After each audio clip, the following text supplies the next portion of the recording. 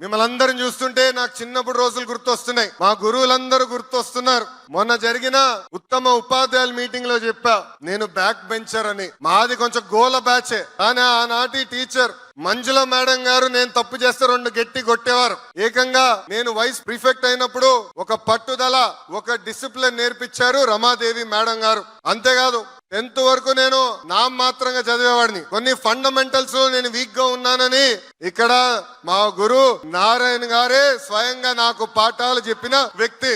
తర్వాత నేను అమెరికాకి వెళ్తే ప్రొఫెసర్ రాజ్ రెడ్డి గారు నన్ను తీసుకుని, నువ్వు ఇల్లు వదిలి మొదటిసారి వస్తున్నావు, ఇక్కడ విద్యా వ్యవస్థ కాంప్లెక్స్ గా ఉంటుందని ఆయన స్వయంగా కూర్చోబెట్టి అసలు ఈ గ్రేడ్ సిస్టమ్ అంటే ఏంటి, క్రెడిట్ సిస్టమ్ అంటే ఏంటి చెప్పిన వారు.